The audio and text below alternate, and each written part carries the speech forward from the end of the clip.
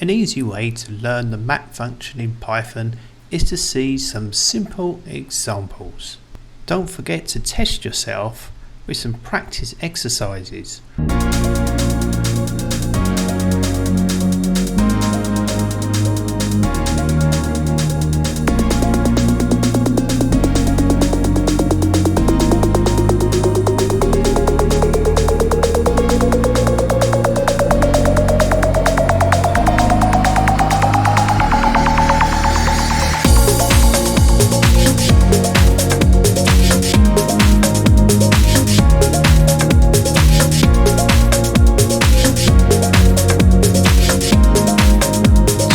Map in Python, we need to create a function and an iterable like a list.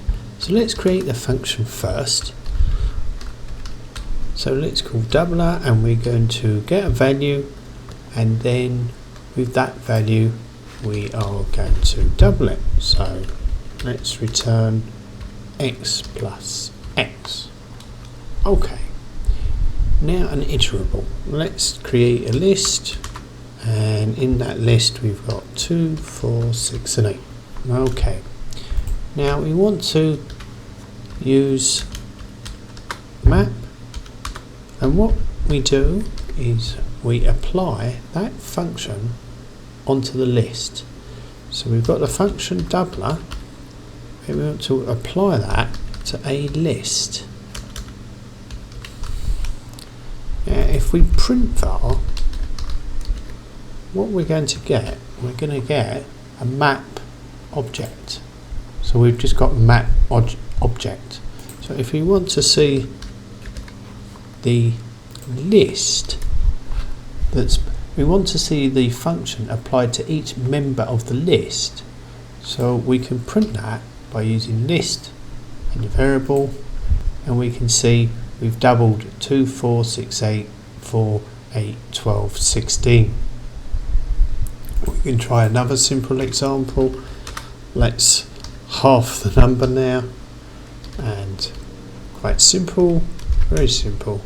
We're going to return x divided by 2, and if we copy that again, and instead of doubling it, we're just going to half it, and if we print that, you can see we've got 1, 2, 3, 4. Now let's create another list, B list, and we're going to make that equal 1, 3, 5, 7.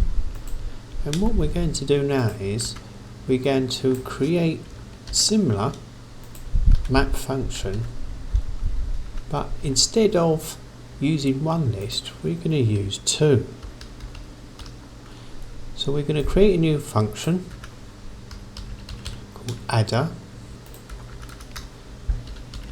And here we're going to take 2 arguments, x and y, and we're going to return x plus y. So if we run that, you can see we've got 3, 7, 11 and 15. We can use built-in functions, and here we're just going to use one list, and we're going to see what type it is. So here we've got 4 integers, but you see it's created list with class int 4 times. We could do string. So now you've got our 4 integers have been changed to 4 strings. Now what about string functions? So if we change our code, so we've got upper, and let's create a C list.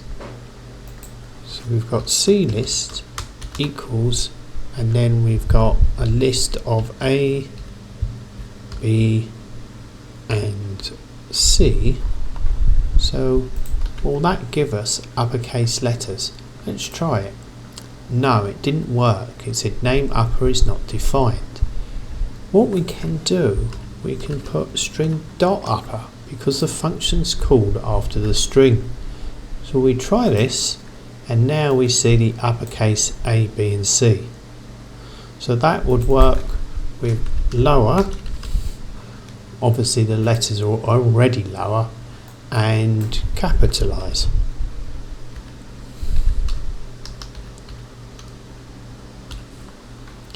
Capitalise, which again is only just change the first letter to an uppercase, but they do work with string dot, so string dot upper, lower, capitalise. Now something we can do as well is that we can create a function that takes in one argument but returns more than one argument. So we can say return x to the power of 2 and x to the power of 3. So when we run our function with map, and let's apply it on a list, got powers, so a list was 2, 4, 6 and 8.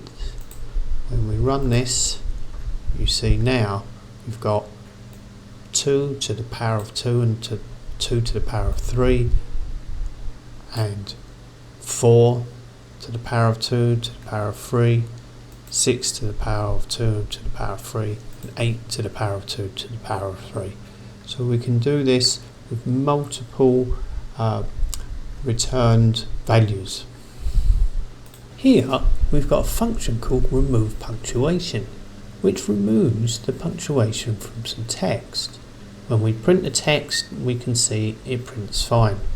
We might create a list of the words by using split.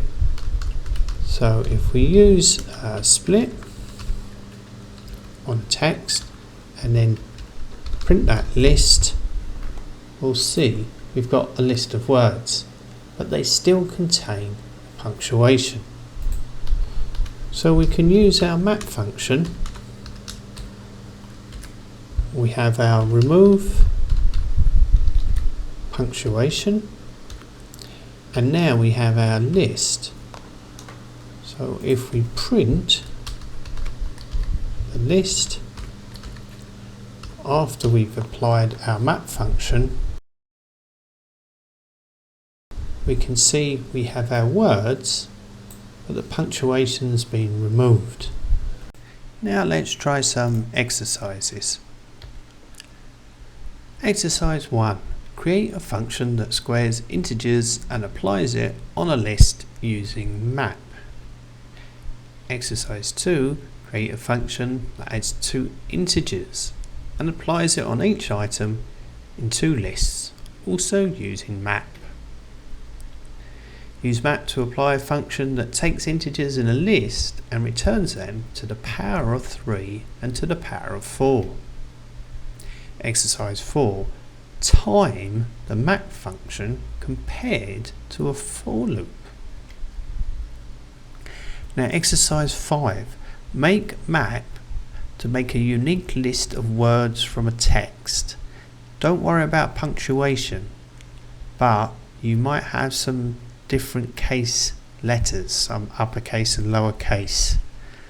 So you want a unique list of words from a text. That's exercise 5. Let's look at the solutions. Well, the solutions took so long that it made the video too long. So we've had to split it into 2. So continue with the second part of Python map.